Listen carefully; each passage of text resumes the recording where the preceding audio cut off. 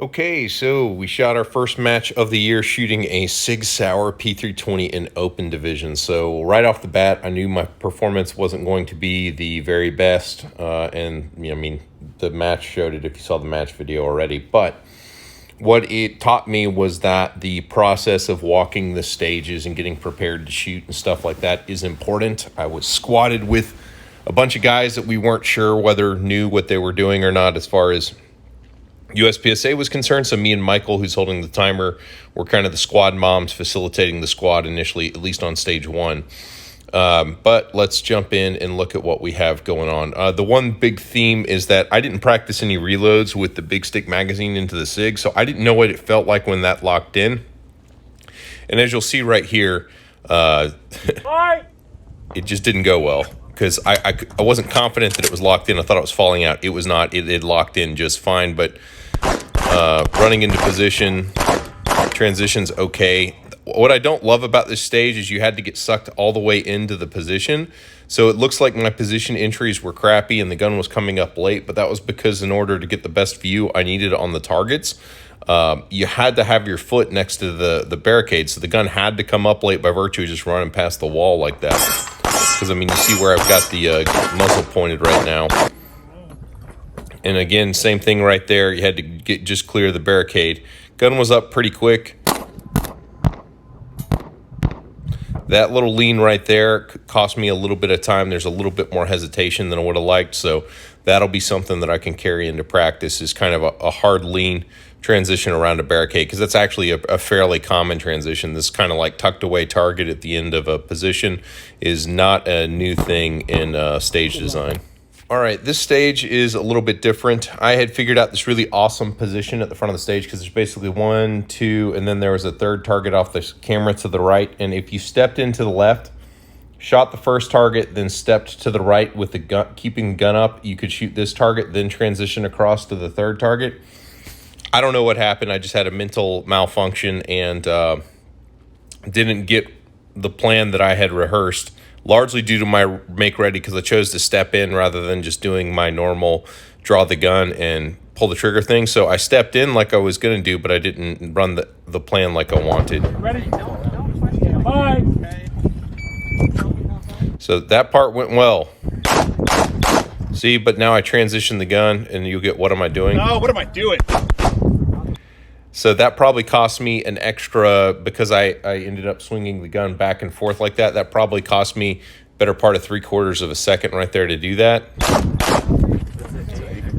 These targets right here, they're close, but they're on like a 45-degree angle as far, they're IPSC targets kind of mounted like that's a beautiful picture. You guys know exactly what I'm talking about. Those were IPSC targets that were on a 45. You can kind of see it right there. So you ended up, if you wanted the alphas, and I needed the alphas on a stage like this, so I wasn't shooting quite fast enough. If I had a real open gun, I probably would have. These makeup shots at the end are crushing it. Like, I was rushing at this point, and I had relaxed the thumb on my strong hand, so I was getting movement as I pulled the trigger.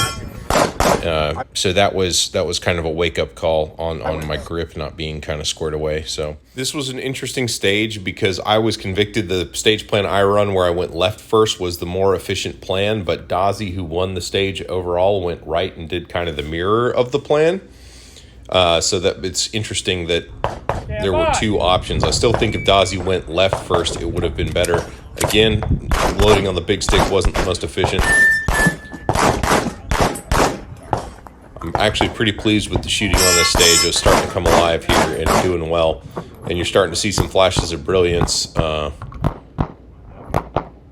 that actually went well for me. That was a pretty strong stage. I'm real pleased about that. Some things I did right, which I just want to say to myself, is like the way I'm keeping the gun up right here, the way I'm shooting on the move, how low I am, how much bend is in my legs. That was kind of a hard lean to get that target exposure correctly, and I kind of nailed that. It wasn't too much into position. Gun is up, probably a little bit late. I should have got the gun up a little bit sooner, but that was okay. And then kind of coming out of this position. So the way it was is, it was popper, And then finally on the last target, I started backing out of position to build momentum, so that went pretty well. And let's see. And then I ended up going out of sequence on this. Like I went steal, steal, and then I swapped to this guy, then came back and picked up this guy. Not the end of the world, but ended up, let's see, and came back for it. I could have probably picked up a foot, although you can see I'm starting to lean out of position as I'm shooting that last shot. So getting a little bit of momentum there, so that was well done. This little segment right here went really well. Trying to get out of that position. I mean, I have all my weight loaded up on my outside leg, so I can kind of push out of position well. And then that's a stomping, like Charlie would say. I'm reaching too much through the forward foot. If you see, like Charlie Perez said, don't let your foot get in front of your knee. It creates kind of this stomping thing, so that's something I need to work on. So, but this was actually a stage I'm pretty happy with. Okay, this stage went okay. There were so many partials on this stage that the speed isn't great, so I decided there are two targets available, a close partial and then a distant open target. I'm on the close partial right now. Okay pace, but I lingered on that target longer. I took a final sight picture. This target right here was to the left of a barrel stack. It was a partial, so it took a bit longer than I wanted. Had to get the other side of the barrel stack, and then finally this guy. How I exit this position is kind of rough, and I couldn't program a way around it, but you can see I've got all my weight loaded up on this leg, which was basically the one way I was trying to shortcut out of position so that I didn't really have to drop step, and I was able to kind of push out pretty well. Gun came up, let's see. Gun came up properly early. That's really all to the good. We've got two 360 cams for stages now. You probably figured that out. So there was an open target and a partial, and I took it on the move as I went by.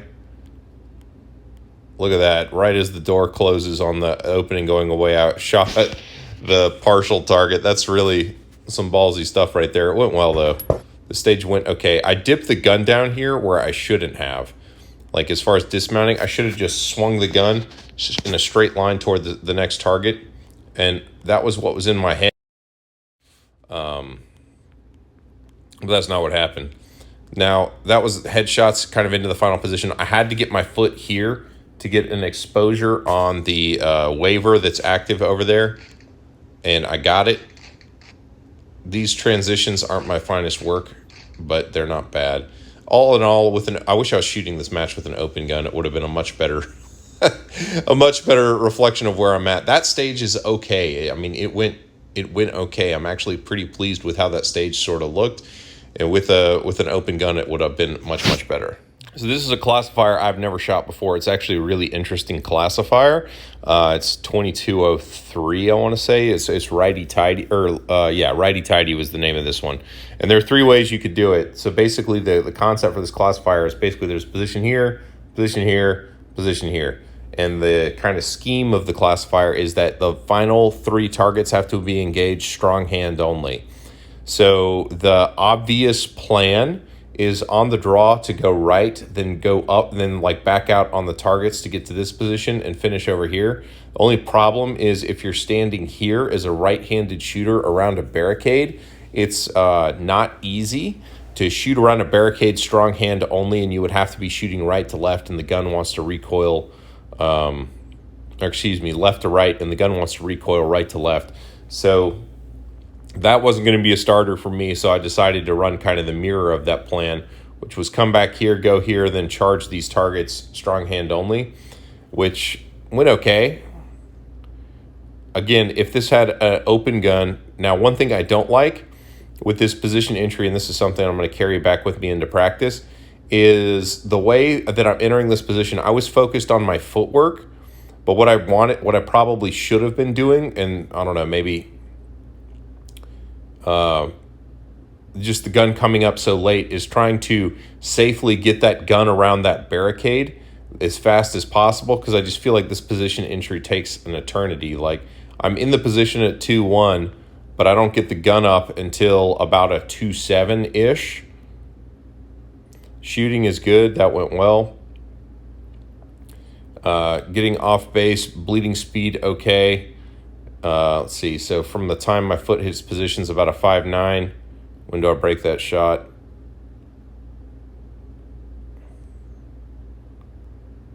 There it is. So it's about about a half second to get settled in. So there's some time on that bone to be shooting sooner on how the entry is.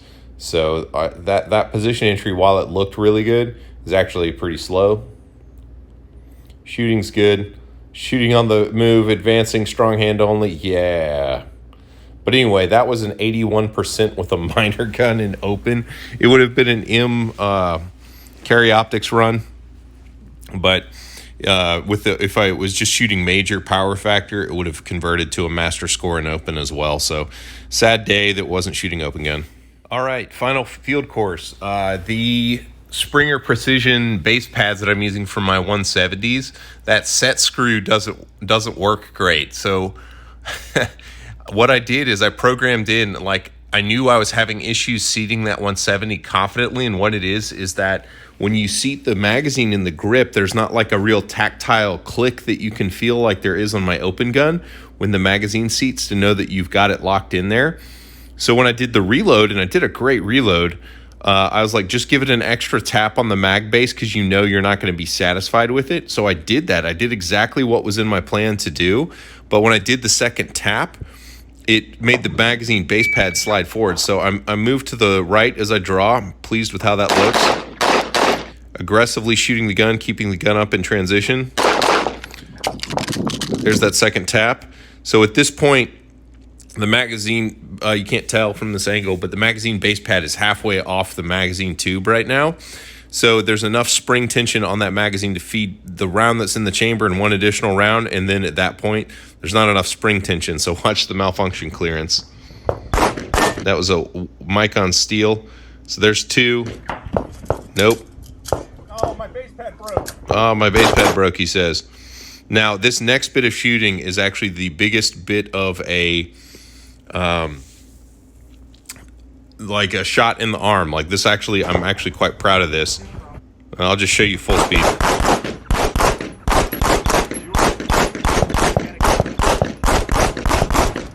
All those targets are about 10 to 15 yards, and I was just giving it the business. I did have a mic on, I think, the third target into the array, which still surprised me, because on my dot, I called good shots. I didn't see it. Like, I did end up sending an extra makeup shot on the target next to it where I called a delta, and it was necessary. But I guess it was the second target, and I didn't see the mic on the dot, which was disappointing. But let's look at how that ended up going down. So I would have ended up having a pretty decent time on this stage if I didn't have, that was a 4-second malfunction. I put it on the clock and it crushed my soul a little bit. But look at that. Look at that shooting on the move. I'm reaching a little bit too far, like as Charlie Perez says, like keeping the knee over the toe as you shoot on the move. Like I'm reaching through my feet. Although look how low I am. I'm really, really happy with how I'm shooting on the move here and how aggressively I'm splitting that trigger. I mean, you can see the pieces of brass in the air passing each other all the way to the ground, basically. Like, this is some of the better shooting I've done right here, and this is what I'm hoping to see for the rest of the season, is on how I did this. I wandered into about the right position. I'm a little bit deeper than I probably want to be, but honestly, I'm following my gun around the stage, so it's all to the good. Let's look at the transition. So those transitions are actually pretty good. You can kind of see them coming from my hips, which is what I've been working on in dry fire. That was kind of my focus for the past 2 weeks, has been sort of transitions and driving with the hips. You can see that my belt buckle is steering the gun and not the gun leading and my belt buckle following. Let's look at it, make sure to be sure. So that's all to the good. I think I still need to practice those transitions, but all in all, the recovery and how I finished the stage on this with that little piece of shooting right there. If that magazine hadn't broke, this would have been a decent run. So all in all, like, my match placement wasn't great, but I mean, with equipment that I had for like less than a week, I got this gun on Tuesday and I shot in a match on Sunday. I zeroed the gun twice. So I had like 150 rounds in the darn thing, and then I went. So There it is. Appreciate you guys.